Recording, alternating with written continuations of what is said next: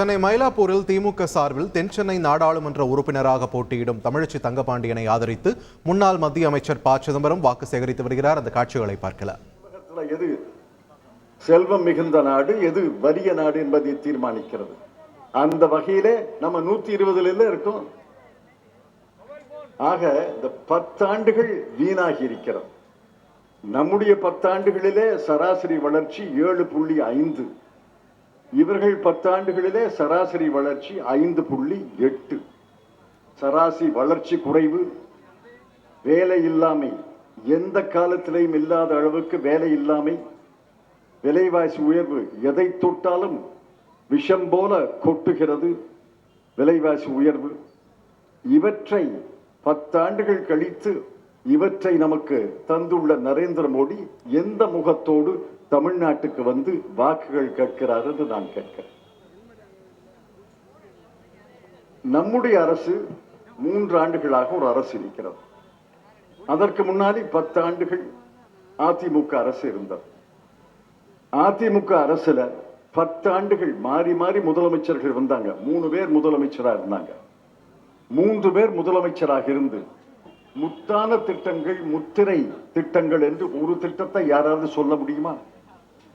நான் கடந்த 10 நாட்களாக பேசி வருகிறேன். அதிமுக நண்பர்களும் ஓரத்தில் தூரத்தில் இருப்பாங்க. அவர்களை கேட்கிறேன், 10 ஆண்டுகளில் ஒரு திட்டம், முத்தான திட்டம், முத்திரையான திட்டம் என்று ஒரு திட்டத்தை உங்களால் சொல்ல முடியுமா? எங்கள் 3 ஆண்டுகளில் முதலமைச்சர் மு க ஸ்டாலின் அவர்கள் ஆட்சியிலே 3 ஆண்டுகளிலே எத்தனை திட்டங்கள் என்று நான் சொல்கிறேன். 1,15,00,000 குடும்ப தலைவிகளுக்கு 1000 ரூபாய் மாதம் உரிமை தொகை கிடைக்கிறதா இல்லையா? ஆண்களும் கைதட்டுவது எனக்கு மகிழ்ச்சியாக இருக்கிறது. காரணம் இல்லாம கைதட்டல. நீங்க இவர்களுக்கு 1000 ரூபாய் கொடுக்காவிட்டால், உங்கள்கிட்ட வந்து பணம் கேட்பாங்க. ஆக இவர்களுக்கு லாபம், உங்களுக்கு மிச்சம். அதனாலதான் தட்டுறீங்க. இவர்களுக்கு லாபம், ஆண்களுக்கு மிச்சம். ஆக இந்த 1000 ரூபாய் திட்டம் என்பது பெண்களுக்கும் பயன் தருகிறது, ஆண்களுக்கும் பயன் தருகிறது. நகர பேருந்துல இலவச பயணம், நகர பேருந்துகளிலே இலவச பயணம் என்பது கூண்டு கிளியாக இருந்த கிளிகளுக்கு சிறகு சேர்த்து அவர்கள் சிறகடித்து வெளியிலே பறக்கிறார்கள். மதுரையில் ஒரு கெட்டிக்கார அம்மா இருக்காங்க. மதுரையில ஏறி டவுன் பஸ்ல ஏறி திண்டுக்கலுக்கு வந்துட்டாங்க. திண்டுக்கல்ல ஏறி டவுன் பஸ்ல ஏறி திருச்சிக்கு வந்துட்டாங்க. திருச்சியில டவுன் பஸ்ல ஏறி செங்கல்பட்டு, செங்கல்பட்டுல டவுன் பஸ்ல ஏறி தாம்பரம், தாம்பரத்துல டவுன் பஸ்ல ஏறி சென்னைக்கு வந்துட்டாங்க. மகளை பார்த்துட்டு 1366 ரூபாய் மிச்சம் பிடிச்சிட்டு அதே வழியில மதுரைக்கு போயிட்டாங்க. தயவுசெய்து எல்லாரும் அதை பண்ணிடாதீங்க. எல்லாரும் பண்ணா அப்புறம் போக்குவரத்து துறை போண்டி ஆயிடும். ஆக அது 2வது முத்தான திட்டம். 3வது முத்தான திட்டம், நம்முடைய பெண் குழந்தைகள் அரசு பள்ளியிலே படித்து கல்லூரிக்கு போகணும்.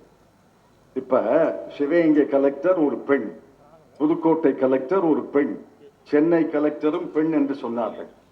அவர்கள் எல்லாம் கலெக்டர் ஆகும் போது நம்ம விட்டு பொம்பளை பிள்ளை கலெக்டரா வரப்படாத? கலெக்டரா வரணும்னா கல்லூரியில படிக்கணும். அந்த கல்லூரியிலே படிப்பதற்காக 1000 ரூபாய் மாதம் தந்து இன்று 2,73,000 பெண்கள், 2,73,000 மாணவர்கள் படிக்கிறாங்க. இல்லைன்னா கல்லூரிக்கு போகவே முடியாது. எனக்கு மிகவும் பிடித்த திட்டம் அந்த காலை சிற்றுண்டி திட்டம். பெருந்தலைவர் காமராஜர் இருக்கும்போது மதிய உணவு திட்டத்தை கொண்டு வந்தார். அப்ப அவர் கேலி பண்ணாங்க. நம்பியார் என்ற ஒரு செயலாளர் சொன்னாரு, ஐயா இந்த திட்டத்தை எல்லாம் நிறைவேற்றினா தமிழ்நாட்டில் அரிசி பஞ்சம் வந்துரும்னாரு. திட்டம் போடுறது நான், செய்ய வேண்டியது நீ. எப்படி செய்யறதுன்னு சொல்லு, எப்படி செய்ய முடியாதுன்னு சொல்றதுக்கா நீ அதிகாரியா இருக்கியான்னு கேட்டார். அந்த திட்டம் நிறைவேறியது. இன்று நாடு முழுவதும் மதிய உணவு திட்டம் கட்டாயமாக்கப்படுகிறது. சென்னை மயிலாப்பூரில் தென் சென்னை தொகுதி திமுக வேட்பாளர் தமிழச்சி தங்கபாண்டியனை ஆதரித்து முன்னாள் மத்திய அமைச்சர் ப சிதம்பரம் வாக்கு சேகரித்து வருகிறார். அந்த காட்சிகளை நாம் பார்க்கலாம். செய்திகளை உடனுக்குடன் தெரிந்து கொள்ள உடனே சப்ஸ்கிரைப் பண்ணுங்க.